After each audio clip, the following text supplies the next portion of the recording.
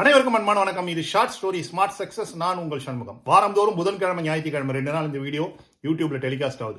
முழுவதுமாக பாருங்கள். உங்களுக்கு பிடிக்கும், லைக் பண்ணுங்க, மற்றவர்களுக்கு ஷேர் பண்ணுங்க. இந்த வீடியோ குறித்த கருத்துக்களை கமெண்ட் பண்ணுங்க, சப்ஸ்கிரைப் பண்ணுங்க. பொதுவாகவே நமக்கு குடும்ப உறவுகளாக இருந்தாலும் சரி, நாம் செய்யக்கூடிய வேலையாக இருந்தாலும் சரி, அல்லது சமுதாயமாக இருந்தாலும் சரி, தவறு அப்படின்னு சொல்லிட்டு யாரோ ஒருத்தர் நமக்கு ஏதோ ஒன்று பண்ணிடுவாங்க. அந்த தவறு செய்யக்கூடிய சிச்சுவேஷன்ல நமக்கு என்ன ஆகும்னா, அவர்களால் ஏற்படுத்தப்பட்ட ஒரு காயம் நம்மளுடைய மனசுக்குள்ள அப்படியே ரணமா இருக்க ஆரம்பிச்சிடும்.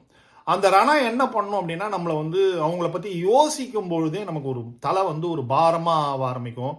சிந்தனைகள் அப்படியே ஓட ஆரம்பிக்கும். ஏன் இவர் இப்படி நமக்கு பண்ணாரு, எதனால இப்படிலாம் நடந்தது அப்படின்னு சொல்லிட்டு நம்ம நிறைய பாஸ்டா நடந்த விஷயங்கள் எல்லாம் யோசிக்க ஆரம்பிப்போம். அப்படியே நெகட்டிவா நிறைய விஷயங்கள் தோண ஆரம்பிக்கும். இப்போ இதுல இருந்து எல்லாருக்குமே வெளியே வரணும்னு சொல்லிட்டு ஆசை. ஆனா வெளியே வர முடியாது. என்ன காரணம் அப்படின்னா, நம்ம முதல்ல ஒரு விஷயத்துக்கு பழக்கப்படலை. அந்த விஷயத்துக்கு பழக்கப்பட்டோம் அப்படின்னா நம்மளால ஈஸியா இதுல இருந்து வெளியே வர முடியும். அந்த என்ன விஷயம் அப்படின்னு சொல்லி பாத்தீங்கன்னா, மன்னிப்பு அப்படின்றது தான்.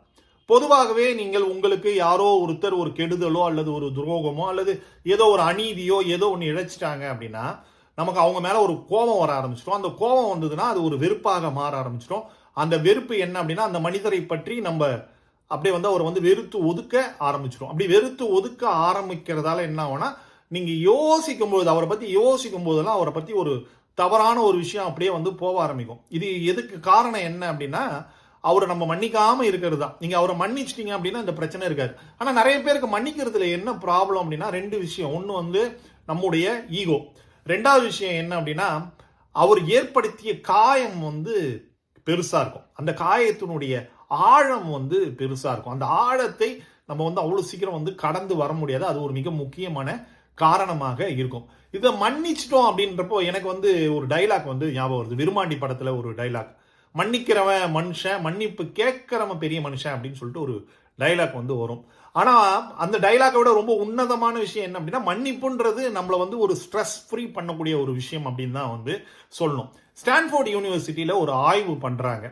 எந்த ஒரு மனிதனுக்கு அவங்க யார் ஒருத்தர் அவங்களுக்கு ஏற்படுத்திய ஒரு அநீதி தொடர்பான விஷயத்தை திங்க் பண்றாங்களோ 10 நிமிஷத்துல அவங்களுக்கு ஒரு சுரப்பி, ஸ்ட்ரெஸ்ஸை உருவாக்கக்கூடிய ஒரு ஹார்மோன் அதிகமாகுது அப்படின்னு சொல்லி சொல்றாங்க. ஒருவேளை அவங்க மன்னிச்சிட்டாங்க அப்படின்னா அப்ப என்ன ஆகுது அப்படின்னா, அவங்களுக்கு அந்த சந்தோஷமா ஆகுது. சரி, ஓகே, ரைட், இதுதான் தூக்கி போட, அவனை தான் நம்ம மன்னிச்சிட்டோமே அப்படின்னு சொல்லிட்டு அவங்க கடந்து போறாங்க அப்படின்னு சொல்லிட்டு ஒரு ஆய்வு அறிக்கை சொல்லுது.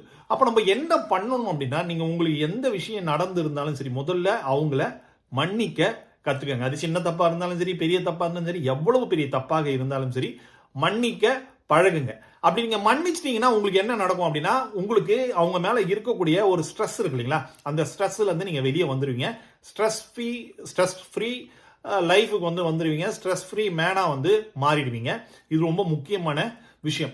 அதுக்கப்புறமா ஒருவேளை உங்களுக்கு இது மாதிரி மன்னிக்கிறதே கஷ்டமா இருக்கு அப்படின்னா, நான் உங்களுக்கு ஒரு உபாயம் சொல்லித்தரேன். நைட்டு நீங்க படுக்கிறீங்க இல்லையா, நைட்டு தூங்கும் பொழுது யார் ஒருத்தர் உங்களுக்கு நீங்க மன்னிக்கணும்னு நினைக்கிறீங்களோ, இல்லை யார் ஒருத்தர் உங்களுக்கு அநீதி இழைச்சிருக்காங்கன்னு நினைக்கிறீங்களோ, அவங்களுக்கு நீங்க ஒரு மனசால ஒரு விஷயத்த பண்ணுங்க. நீ எனக்கு பண்ணது தப்பு தான், நீ எனக்கு பண்ணது துரோகம் தான், நீ எனக்கு பண்ணது அநீதி தான், ஆனா எதுவாக இருந்தாலும் சரி, இந்த சூழ்நிலையில உன்னை நான் இன்னைக்கு மன்னிக்கிறேன் அப்படின்னு சொல்லிட்டு கண்ணை மூடி நீங்க ஒரு 3 வாட்டி 4 வாட்டி இந்த விஷயத்தை திரும்ப திரும்ப சொல்லுங்க. திரும்ப திரும்ப சொல்லி உங்களுடைய மனசுக்குள்ள அவங்கள மன்னிச்சிடுங்க. நீங்க மன்னிச்சிட்டீங்க அப்படின்னா உங்களுடைய லைஃப்ல நீங்க ஸ்ட்ரெஸ் ஃப்ரீ ஆயிடலாம். அந்த நபரை குறித்த சிந்தனைகள்ல இருந்து நீங்க வெளியே வந்துடலாம். அதால மன்னிக்க பழகுங்கள். நீங்க மன்னிச்சிட்டீங்க அப்படின்னாலே வாழ்க்கையில ஒரு ஸ்ட்ரெஸ் ஃப்ரீயான லைஃபுக்கு நம்ம போக முடியும். மீண்டும் அடுத்த வீடியோவில் சந்திப்போம். நன்றி, வணக்கம்.